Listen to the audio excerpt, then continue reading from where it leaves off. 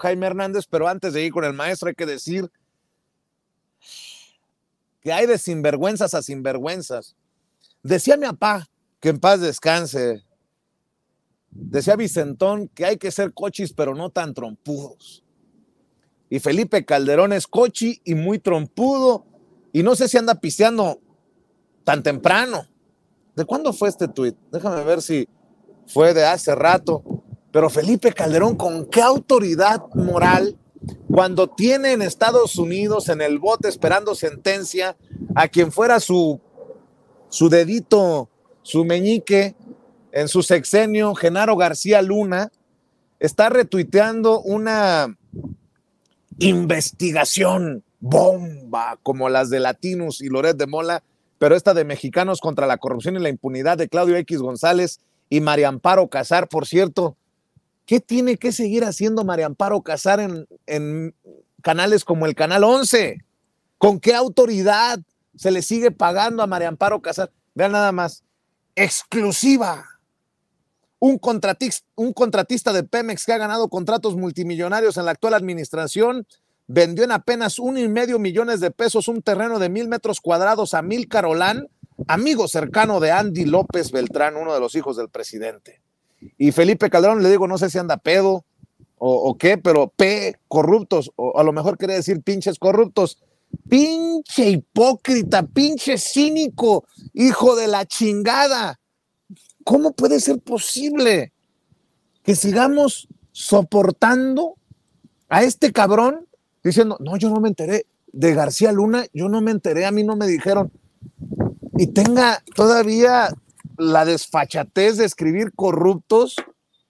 Válgame Dios, de ese nivelito, personajes como Genaro García Luna. Bueno, déjeme saludar al maestro Jaime Hernández, periodista de larga trayectoria, va para 50 años de experiencia, corresponsal de guerra, corresponsal mexicano en el extranjero y orgullosamente hermanito en esta familia sin censura. Mi querido Jaime, pues yo creo que también tienes mucho que opinar acerca de esta super investigación que ya pone contra las cuerdas, nótese mi sarcasmo, al presidente López Obrador, porque ya no solamente fueron los arreglitos con el cártel de Sinaloa, sino también con los Zetas.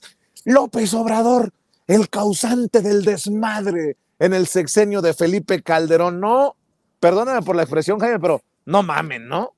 ¿Cómo No, estás? bien, querido Vicente, no, pero además es una cosa bien interesante porque si tú te acuerdas, querido Vicente, los ardillos eran uno de los grupos que disputaban el control a los rojos cuando estaban en bronca con Guerreros Unidos. Y no sé si tú te acuerdas que la DEA centró sus investigaciones en Guerreros Unidos, pero también en los rojos y en los ardillos. Desde el año, qué sé yo, 2014. Pero después de eso, el propio gobierno de México se concentró también en investigar al grupo de los ardillos porque tuvieron un encarnizado enfrentamiento con los rojos. Hubo varias historias de cuerpos decapitados. Fue un enfrentamiento feroz, encarnizado. Entonces, tienes dos investigaciones, una abierta por el gobierno de México, otra abierta por la DEA. La de la DEA mantuvo en secreto estas investigaciones hasta que el gobierno de López Obrador le pide que por favor le suministre las grabaciones de esas investigaciones que estaba realizando la DEA contra Guerreros Unidos, los Rojos y en parte los Ardillos. Entonces, fíjate, al gobierno de México, mucho antes de que asumiera el poder López Obrador, ya le seguía la pista a los Ardillos. Y la DEA ya también le seguía la pista a estos.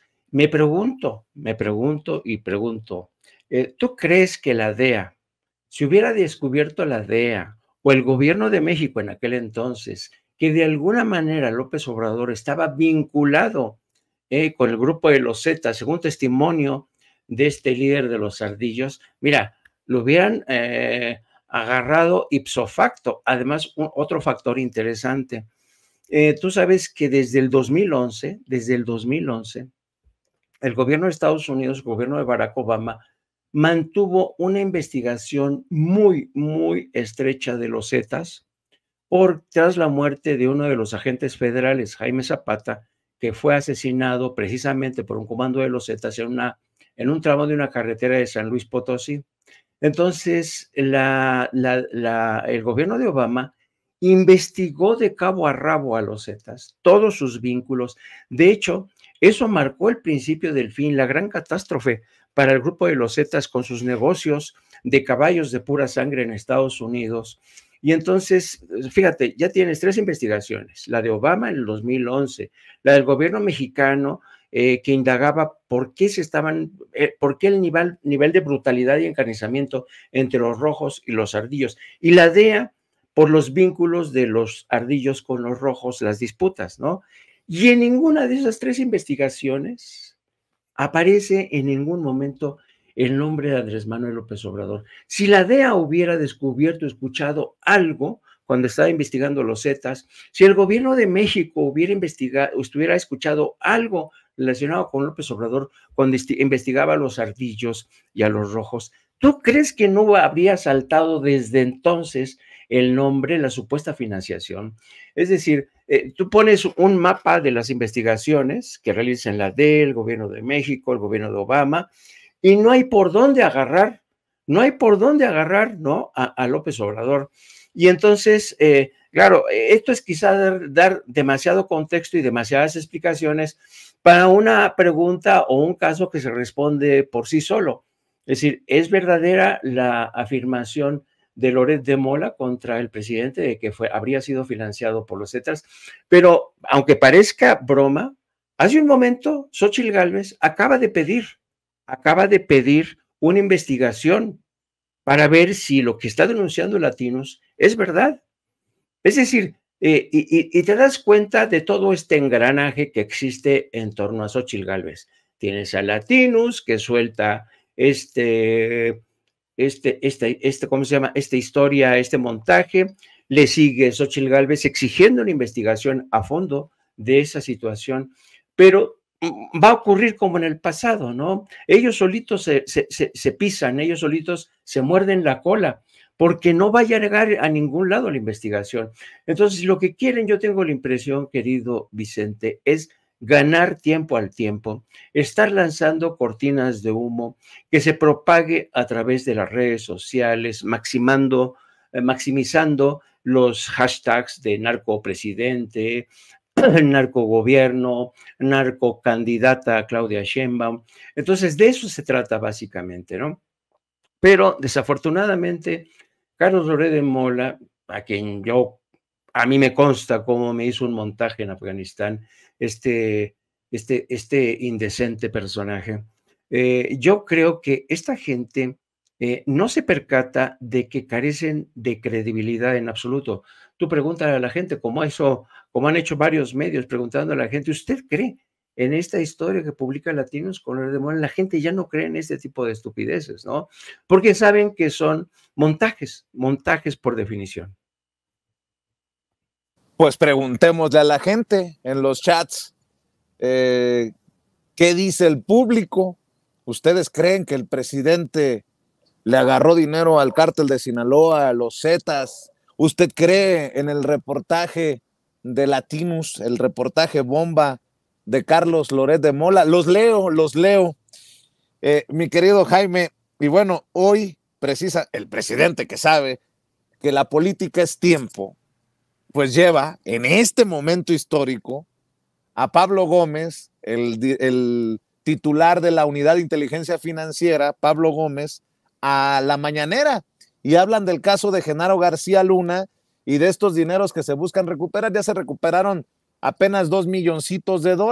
Algo es algo, pero estamos hablando de más de $600 millones que habría llevado Genaro García Luna a Estados Unidos y a diferentes paraísos fiscales. Y esto sí está cabrón, porque además es una cosa juzgada en Estados Unidos, el involucramiento de Genaro García Luna con el narco, que no tienen necesariamente que ver con esto de recuperar los bienes de Florida, mi querido Jaime. Y si me permites, como contexto para la audiencia que nos está, se está conectando en estos momentos, vamos a ver y escuchar lo que dice Pablo Gómez, lo que le robó García Luna a México a través de la trama de corrupción de la que ya hemos hablado una y otra vez aquí en este espacio libre como el viento. Muchas gracias, presidente.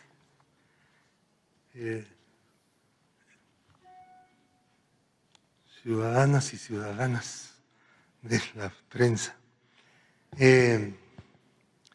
Como ustedes saben, el gobierno actual es el primer gobierno que incorpora como línea política de todo él la lucha contra la corrupción.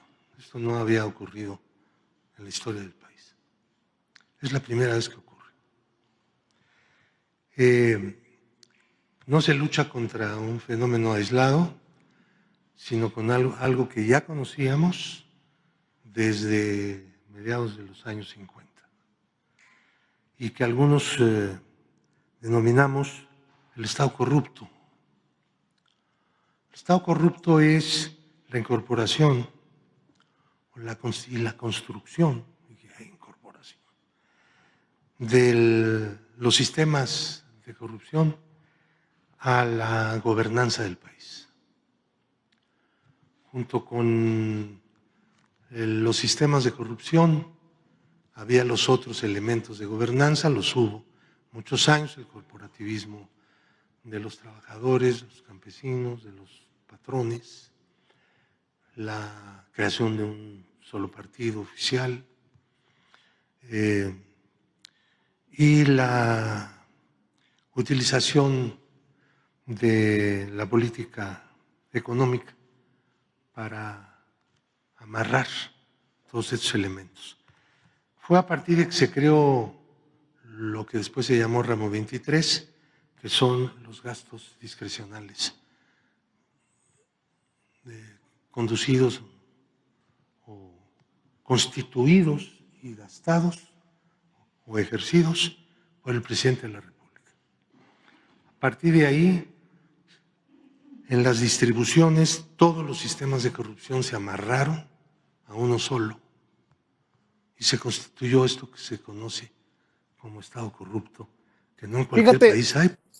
Fíjate, Jaime, que lo voy a dejar aquí porque ya conocemos que son más de 600 millones de dólares, ya conocemos cómo operaba Genaro García Luna, que si las cárceles, que si contratos de seguridad, pero esto del Estado corrupto me llama mucho la atención en momentos en que la oposición, no López Obrador, no la coalición Juntos Hacemos Historia, hacen esfuerzos en diferentes partes del país para que se elimine el delito, el crimen de la corrupción. O sea, ¿cómo puede ser posible que estos personajes del PRIANREDE estén tratando de echar abajo el concepto de corrupción como delito, como crimen? Pues están viendo y no ven, decía un amigo al que no veo desde hace mucho tiempo, por cierto. Están viendo y no ven, mi querido Jaime, y qué interesante también escuchar a Pablo Gómez cada vez que va a la mañanera.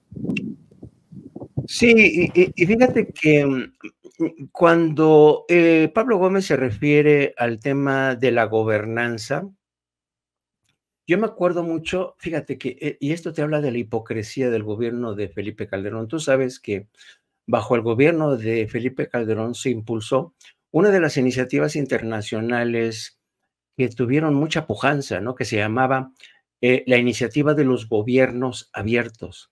Y México con Calderón participaba en este movimiento que precisamente tenía como intención transparentar los dineros, cómo se financiaba el gobierno, a qué proyectos, a qué programas destinaba el gobierno sus principales paquetes presupuestarios, ¿no? Y a pesar de que México era signatario de esto, el gobierno de Calderón se movió con una opacidad tremenda, ¿no? Es irónico que hasta después nos hemos ido enterando en qué medida no solamente funcionarios públicos, como lo fue Genaro García Luna, sino periodistas que se convirtieron en adláteres, ¿no? Que gravitaban en torno a García Luna como Carlos Loret de Mola, se enriquecieron de una forma pasmosa, ¿no? Y cuando uno lee, por ejemplo, el caso contra García Luna que se está dilucidando en Miami, eh, hacen porque hacen, claro, un inventario de todos los bienes que tenía en México, porque tú sabes que Genaro García Luna era coleccionista de motocicletas, era coleccionista de coches, de automóviles de lujo. Entonces, era tal el descaro de García Luna, coleccionaba sus motos, se las llevaba a Miami con todo lo que implica eso, se llevaba sus coches, tenía bienes inmuebles aquí en México, tenía bienes inmuebles en Estados Unidos, particularmente en Miami. Y hoy sabemos que todo eso se produjo a través de estas desviaciones de dinero que tocaban base antes que nada en Barbados, gracias a los socios de Genaro García Luna, los Weinberg, la familia de los Weinberg, que fue detenido finalmente uno de ellos que parece un experto en evadir leyes, legislaciones fiscales, y que fue detenido en España y que poco a poco ha permitido ir haciendo una composición de escena, ¿no? Pero lo que está haciendo, a mí lo que me llamó mucho la atención del testimonio de hoy de Pablo Gómez es cómo le está siguiendo la pista al dinero que llegaba a Barbados. Pero hoy me llamó mucho la atención que Pablo Gómez mencionara que miembros de la magistratura están interesados en conocer el tipo de programa que se está utilizando para hacer seguimiento de estas transferencias monetarias, ¿no? Y entonces tú dices, ¿qué tiene que estar haciendo aquí el Poder Judicial? ¿Por qué quiere enterarse el Poder Judicial al detalle de por dónde están expulgándole los dineros a García Luna, ¿no? Esa es labor de la Unidad de Inteligencia y esa es labor de la Fiscalía. Pero se me hace muy sospechoso que porque así lo dijo, dice, ¿en qué país se habrá visto que desde el aparato de justicia se quiere saber? Y es posible que se conozca cuando ya se libere el encauzamiento y se haga la acusación formal, y entonces sí, pero no se puede conocer al detalle el tipo de tecnología que emplea el gobierno de México para seguirle la pista precisamente al dinero, porque eso es un tema de seguridad nacional. Me llamó muchísimo la atención esa alusión de Pablo Gómez, con lo cual queda demostrado que desde el aparato de justicia, en el aparato de justicia hay topos al más alto nivel que le siguen cuidando las espaldas a Felipe Calderón y a toda su gente, ¿no? Porque finalmente los dineros que se fueron a través de Barbados lo hicieron bajo la presidencia de Felipe Calderón, ¿no? Entonces, es fascinante cómo yo, francamente, esperaba un poquillo más de la conferencia de prensa de hoy de Pablo Gómez, porque acuérdate que cuando el presidente anunció la presencia de Pablo Gómez, dijo que incluso iba a hablar algo relacionado con los magistrados. Yo supuse, dije, ay, chinga, van a revelar algo de los magistrados, pero yo no tenía idea de que el tema iba por ahí, ¿no? De que los magistrados quieren conocer parte de la tecnología que emplea el gobierno de México en la unidad de inteligencia financiera. En cualquier caso, esto te habla de que el gobierno de México no ha quitado el dedo del renglón, va a seguir muy de cerca porque son $600 millones, 600 millones, o sea, es una barbaridad, ¿no? Dices, ¿cómo es posible que Genaro García Luna haya acumulado tal riqueza habiendo ocupado los puestos con los salarios que se devengaban, ¿no? Y cómo es posible que un aliado en los medios como Carlos Loret de Mola se haya enriquecido también de esta manera? Yo no sé, a lo mejor, y resulta ser que por ahí salta la liebre y nos enteramos aún más de cómo finalmente Carlos Loret de Mola se ha enriquecido de manera inexplicable. Pues vaya caso, ¿no? Estoy viendo desde Guadalupe Correa, a quien respeto mucho, estoy viendo sus mensajes en redes sociales. Déjame rescatar Guadalupe Correa, una mujer también investigadora, seria, que dice sobre lo que publica Loret de Mola: esto es una reverenda patraña, propaganda sin sentido, parte de una contracampaña construida con noticias falsas y calumnias. ¿De verdad cree eso, señor Carlos Loret? Se ve perfectamente que no entiende lo que fueron los Zetas. Sean serios, esta estrategia ya da pena ajena. Y también voy a hacer referencia a lo que publica César Gutiérrez Priego, el querido César Gutiérrez Priego en Twitter. Déjeme buscar nada más a ver si los compañeros lo tienen ya, y si no, se los mando como captura, porque a ver si me ayudas, David, con el tuit de César Gutiérrez Priego, porque es extenso y da para el diálogo recio, mi querido Jaime. Dice: no cabe duda que hasta para inventar una historia les hace falta talento. Los Ardillos trabajaban por aquel entonces con el cártel de Sinaloa, específicamente con los Beltrán Leiva. Los Zetas no tenían relación con ese grupo.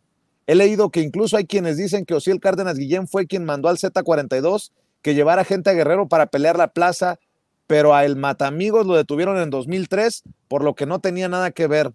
La persona que vemos en el video se dice Celso Ortega Jiménez, líder de los Ardillos, quien tiene 41 años, pero en el 2006 tendría 23 y supuestamente era líder de los Zetas. Pero voy más allá.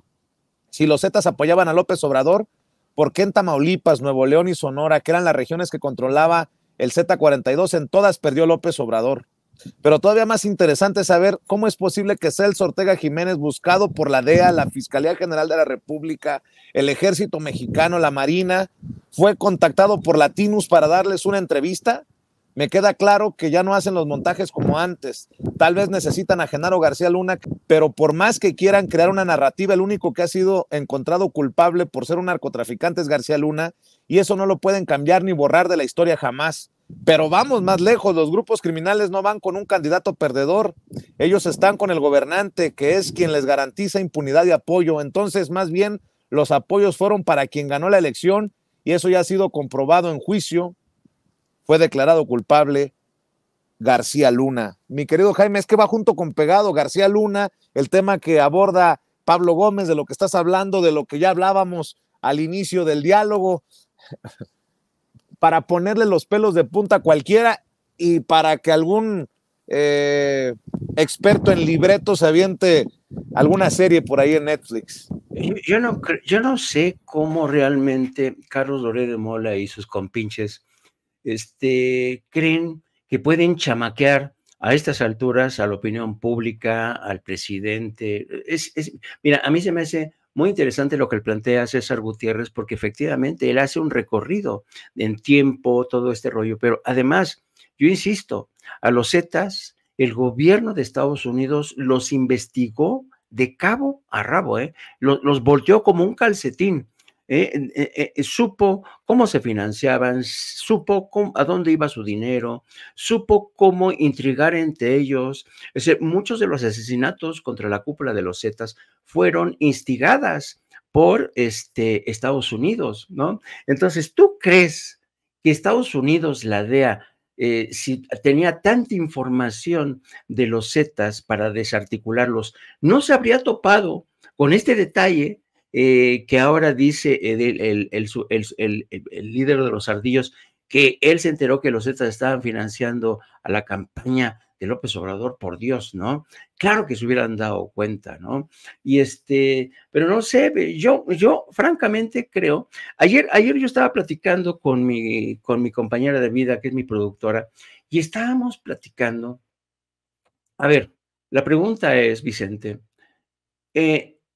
todos sabemos que la campaña de Xóchitl Gálvez va fatal, aunque ella lo niegue, ¿no? A pesar de que ella insista en que su viaje a Estados Unidos fue exitoso, que su paso por España fue fantástico y que la cera en el pastel de su encuentro con el Papa fue el no va más, ¿no? Bien, pero aún así, todo mundo tiene la impresión de que Xóchitl Gálvez es quizá el producto más desarrollado, pero también más imperfecto de un megamontaje, ¿no? De un megamontaje de un candidato de paja, ¿no? Y entonces la pregunta que yo me hacía y le hacía a mi esposa es, ¿la gente, los ciudadanos, van a dejarse embaucar por esta candidata que es un muñeco de paja, es una tapadera de intereses. La gente va a caer en este engaño y entonces la respuesta a esta pregunta era, mucha gente ya no se cree, ya descubrió qué hay detrás de esta botarga, ¿no? Ya descubrió que detrás de esta botarga está la mano de Claudio X González, la mano de Alito, la mano de Marquito Cortés, la mano de los chuchos. Y pero por eso mismo, yo creo que en el grupo, en el cuarto de guerra de la campaña de Xóchitl Gálvez, han llegado al convencimiento de que necesitan atizar más el fuego, porque ya la candidata está cayendo. Entonces, están echándole más leña, así como los hermanos Marx desbarataron todo el ferrocarril para que la locomotora siguiera adelante, desbarataron hasta que deshicieron todos los camerinos, todo para que la locomotora siguiera andando, y la única posibilidad de atizar esto es a través de escándalos, como el que hoy nos ofrece el Latinos, pero la gente ya no se los traga, la gente ya, y esta es la última reflexión que quiero hacer, en México ya tenemos unos ciudadanos muy formados intelectualmente, muy descreídos de los grandes medios de comunicación. Los grandes medios de comunicación han perdido terreno de una manera increíble, ¿no? La gente está volteando ya hacia otro lado, la gente ya no cae tan fácil en este tipo de trampas, y yo por eso mucho me temo que a pesar de los esfuerzos de los montajes y todo su grupito de latinos, van a caer en saco roto el próximo 2 de junio, y si no, el tiempo lo dirá, querido Vicente. Y si... No, yo coincido contigo, y a la lista le puedes sumar los nombres de Carlos Marín, Joaquín López Dóriga, Pablo Iriart, toda esta gente, ¿no? Y el secreto de tanto de Felipe Calderón como de Enrique Peña Nieto, como del propio Genaro García Luna, es que trataron y se dieron cuenta que estos periodistas, empezando por Loret de Mola, eran como esos gatos a los que embarras de manteca los bigotes, y una vez que le embarras de manteca los bigotes, los tienes incondicionales para toda la vida. Eso es lo que ocurrió, desafortunadamente. Habemos otras especies que, aunque nos embarren o nos quieran embarrar los bigotes de manteca, nunca nos vendemos, querido Vicente, esto lo sabes bien tú. Pero estos se enriquecieron, no es... tú haz una lista.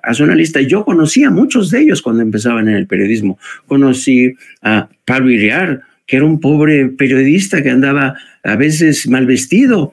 Y ahora es millonario. ¿Cómo explicas eso? Pues claro, por su cercanía con Carlos Salinas de Gortari, y así, enumérame cualquiera, y fue eso. Los untaron los bigotes con manteca, y ese fue el resultado. Y así se pervirtió